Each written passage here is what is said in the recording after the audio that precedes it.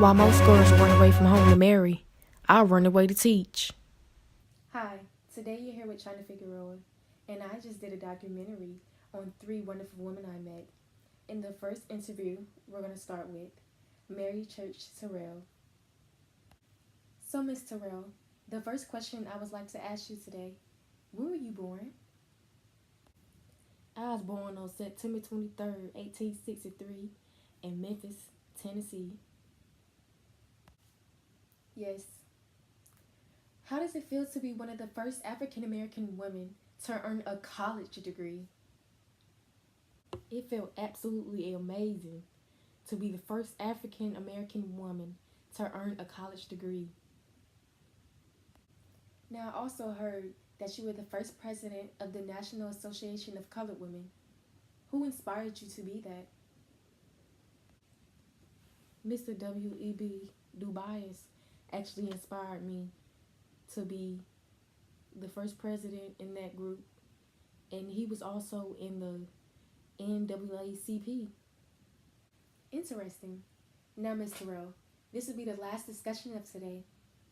So, I wanted to also ask you, what are some more accomplishments that you helped achieve for the African Americans? At Oberlin College in 1884, that's when I got my degree. And then 4 years later, I got a master's degree in education. So that's another accomplishment that I did. The main thing I really focused on was voting. Like, I really wanted people to get out there and vote. And I talked about it so much that I founded in the National Association of Colored Women in 1896. In 1954, I actually saw the U.S. Supreme Court historic Brown versus Board education, and that's what ended segregation in schools. Oh, Miss Figueroa, I want to say thank you for having me, for letting me tell my parts of my story and how I help African Americans.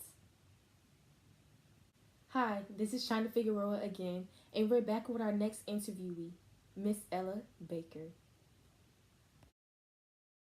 Strong people don't need strong leaders. Give light, and people will find the way. Miss Baker, I see that you attended college in my hometown. So, tell me, what was that like? I sure did. I graduated from Shaw University. Child, that was in 1927, and I was valedictorian, top of my class. That is very wonderful, Miss Baker. Also saw that you worked alongside with Dr. Martin Luther King. Tell me, what was that like? What did you guys accomplish? Dr. Martin Luther King, yes, that is true. And he was a very, very great man, and he inspired me a lot. But yet, we actually accomplished an organization for the Southern Christian Leadership Conference. Absolutely marvelous. Mm. Tell me, Ms. Baker, is there any more accomplishments that you would like to tell us about? Yes, I also did an organization. It was called the Young Negroes Cooperative League. You heard of it? Yes. It was a group for the causes of the advancements for the black colored businesses. The idea was for to combine the buying power of businesses to help economic stability in the beginning of the Great Depression. The last accomplishment that I would like to share of myself is in the 1940s, I joined the NAACP. That's the National Associations for Advancement of Colored People. Nobody's free until everybody's free. Every red stripe in that flag represents the black man's blood that has been shed. Hi, we're back again, and today we're here with the fabulous Miss Fannie Lou Hammer. Miss Fannie Lou, you have a very big family. I heard that you're the youngest of 20 children. Wow. Yes, 20 people. Now you know that household was very, very busy all the time.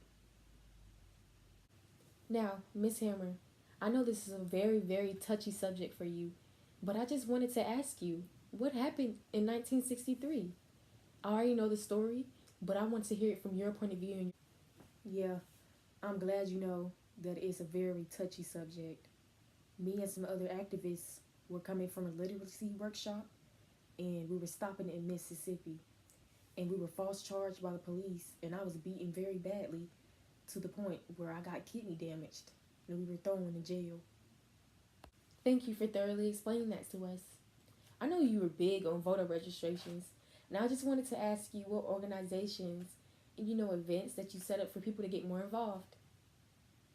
I actually attended a local meeting for SNCC that encouraged African Americans to register to vote. That was one of the committees that I helped out with.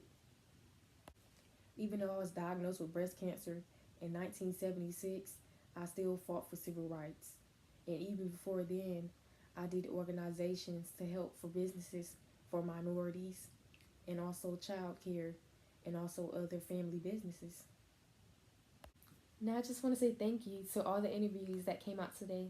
I just want to say that you're very great leaders and very strong African American women. Now, this documentary is all about you. Black people meet.